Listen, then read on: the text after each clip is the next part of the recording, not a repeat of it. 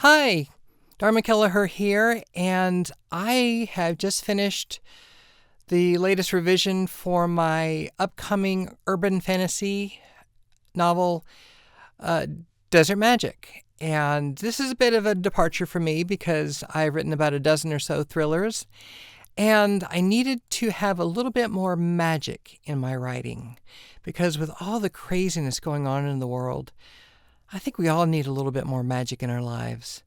I enjoyed writing crime thrillers. I do, but there's just something about fantasy and urban fantasy in particular that has just always filled me with love and joy. And maybe it's just kind of the wonder and whimsy of fantasy of what could be if only. So that's what I've written. I was hoping to have it out by October, but it doesn't look like that's going to happen. Depending on, it's going to be going to my editors in a couple of weeks, so we'll see how that goes.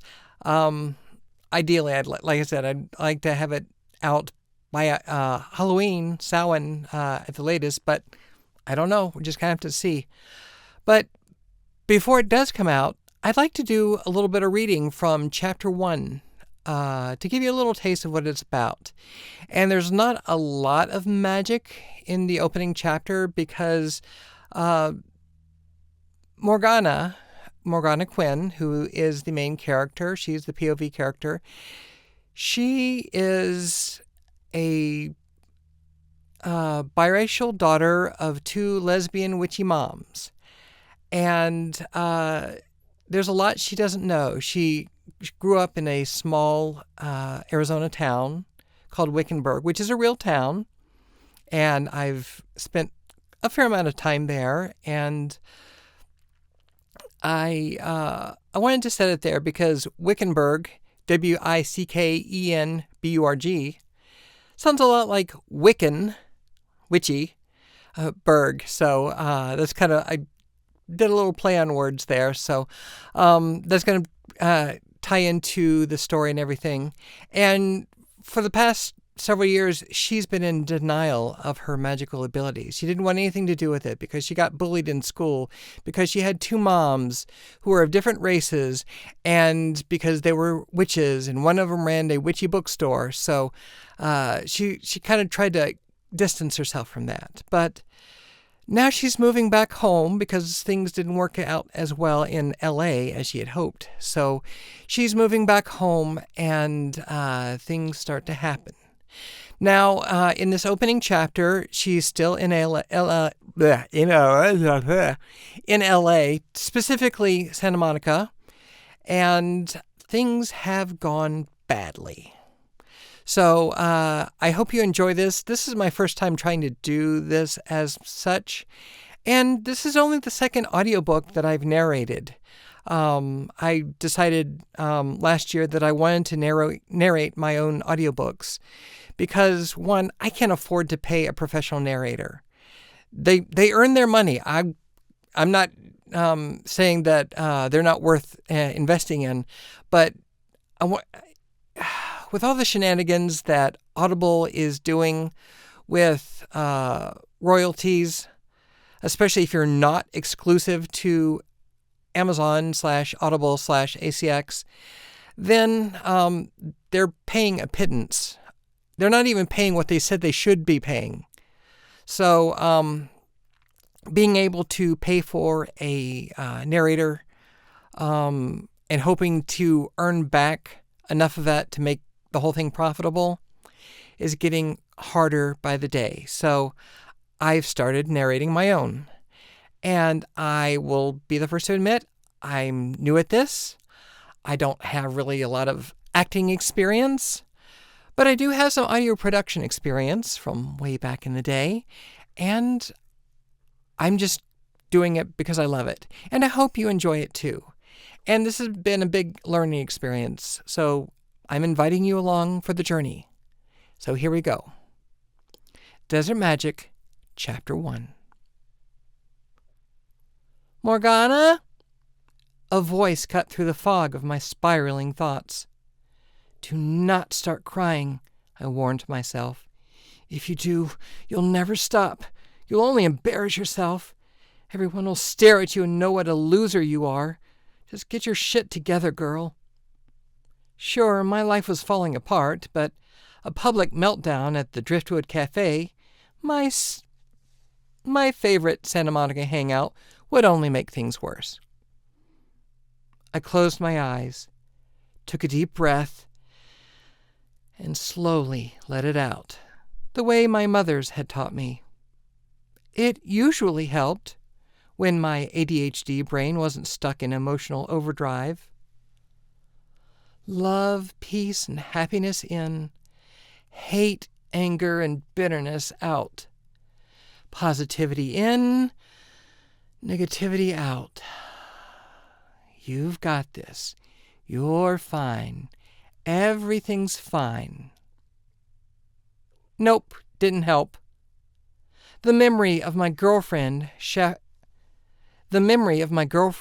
Saffron Blaze, tangled in the sheets of our bed with some bleach-blonde bimbo, was forever seared into my brain, her passionate moans ripping me apart from the inside. The Edison-style light bulb above me flickered erratically. A strange electric charge rippled through the air, raising the tiny hairs on my arm. That meant something important, but my brain refused to hold on to the thought. It slipped away like everything else when I was overwhelmed. "Earth to Morgana Quinn, your vanilla latte is ready." I wiped my face, rose from my chair, and approached the counter. Mila, who owned the cafe, handed me a ceramic mug printed with the coffee's logo in retro bubble letters. A little espressi for my depressi. "Hey girl, haven't seen you in forever." Mila was cute with a purple bob and Major Les vibes. Always flirting with me. Or maybe she was just being nice. Hard to tell with lesbians sometimes. The cup's warmth helped ground me. "Yeah, well, I've been—" "Actually, that's not true, is it?" she interrupted, giving me a knowing look. "I saw you on TV a few weeks ago." "On TV? At the Emmys? On the arm of one Saffron Blaze, star of L.A. Murder Squad? I'm such a stan for her. Can't believe you two are dating. I'm totally jelly." And that's when the chaos erupted in earnest. Lights throughout the shop flared and buzzed before shorting out in a series of sharp pops. Customers' phones began ringing, dinging, and beeping all at once in a raucous chorus of ringtones. The electric charge in the air sent a tingling sensation throughout my body. Then came the mothball-like smell of creosote after a rainstorm. Déjà vu bubbled up in my mind. I'd experienced this before, long ago, but what was it? A memory from my adolescence hit me. Magic. Someone's using magic. But not smell magic, yes. But not spell magic like my mother's use. No, this smells different. Mama Joyce had called it fairy magic. I scanned the room and caught a sus-looking dude watching me. Like me, he had black hair and medium olive skin. But unlike me, he was wearing prosthetic elf ears and dressed in a forest green cloak. Like, seriously, dude? Halloween was still a few weeks away. A little early to play dress-up, don't you think? Is he the one using magic? Could he be a fairy? Wondered my inner child, who still believed in such things. My brain latched onto the idea and ran with it like a terrier with a sock. Hyperfocus much? That's ridiculous, my rational brain countered. He's not a fairy. Fairies don't exist. He's an actor on break from a movie shoot, or cosplayer attending LA Comic-Con, taking a break at the beach. But why was he glaring at me? He was the one dressed like an extra from the Lord of the Rings. Surely he didn't think I was responsible for the flickering lights or the phones going berserk. It must be him, my inner child assured me. Impossible. Fairies do not exist. There must be another explanation. Mila stared aghast at the blown bulbs. That was weird, huh? Must have been a power surge. Thunder rumbled, drawing my attention to the street outside.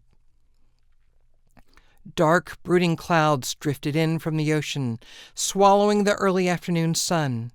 Pedestrians scrambled for cover, while heavy raindrops battered the sidewalk. Weird indeed. The forecast had called for clear skies until late tonight, but on par for how my day was going. I struggled to compose myself. Fairies, I replied, trying to act nonchalant. Excuse me? Mila said. That's what my maternal units always said when strange things happened. Fairies, huh? Could be. Mila entertained the thought with a grin. Well, I'll get the ladder and replace the bulbs. Enjoy your coffee. Gracias. I quietly returned to my table. Mom and Mama Joyce, in addition to being my mothers, were the head priestesses of a coven back home in Smallsville, Arizona, something that had earned me no end of grief from my classmates while growing up. I don't believe in fairies. I don't believe in fairies. Unlike my mothers, I preferred to live in the real world. I was 26, not 12. I had adulting things to worry about, like finding a new job as a screenwriter, since the studio I worked for had canned me that morning. Never mind that I won them an Emmy a month ago. That's gratitude for you. I also had to figure out where the hell I was going to live, now that I'd caught Saffron cheating on me with her little side piece. My phone rang the moment I sat down. I dug it out of my purse, hoping it was a job offer. Mark Luna, one of my friends in the writer's room, had said he had a lead on a new gig and would mention my name. My heart sank when Saffron's name appeared on the caller ID. Bitch had some nerve. A briny gust of wind blew the cafe's door open and whipped through the shop with all the fury of an Arizona monsoon. Napkins and cups went flying. A glass canister of biscotti fell from the counter and smashed on the floor. I took a shaky breath, sent Saffron's call to voicemail, and shoved the phone back into my purse. Again, I tried the relaxation techniques that Mom and Mama Joyce had taught me. Maybe if I closed my eyes for a few moments, I would open them to find the morning's dumpster fire had been an awful anxiety dream. That I still had a career I loved, and a girlfriend who hadn't cheated on me. Positivity in, negativity out. Peace and love in, fear and shame out. I opened my eyes. Nope, not a dream. Though the rush of the wind had quieted, I was still sitting in the cafe, still unemployed. Saffron was still a cheating skank, and Legolas over there was still staring daggers at me. Seriously, what is his damage? Mila had replaced the bulbs over the counter and now perched on a ladder above my table. Congrats on the Emmy win, by the way. That's huge, Mila said. I shrugged. Not sure I deserved it, honestly. Nonsense! Too bad Saffron didn't win Outstanding Actress. Yeah, too bad, I echoed. I'd felt sorry for Saffron at the time. Now, not so much. Mila climbed down and leaned against the ladder. Everything all right, girl? You don't seem your usual cheery self. Translation, I looked like a wreck. Another beautiful day in Santa Monica. Thunder rumbled again outside, as if to prove what a horrible liar I was. No one believed me when I lied anyway. She cocked her head, clearly not buying it. Morgana, what's Morgana, what's really going on? Been a rough morning. I didn't feel like burdening her with my problems. She had enough to deal with, what with the lights and the spilled cups and the smashed biscotti canister. How about a chocolate croissant on the house? Her generosity caught me off guard. I still couldn't tell if she was flirting or just being nice. Probably feeling sorry for me. I'd like that. Gracias, Mila. Maybe a pity pastry could fill the swirling despair in my heart. Doubtful, but worth a shot.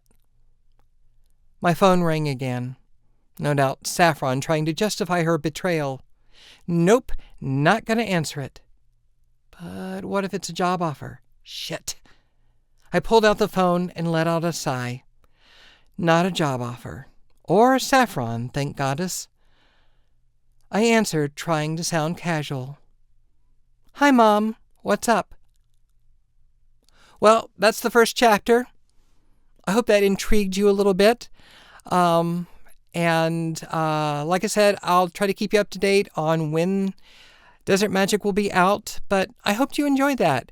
A live, unedited reading, so I will see you hopefully soon, and have a great, wonderful day. Bye-bye.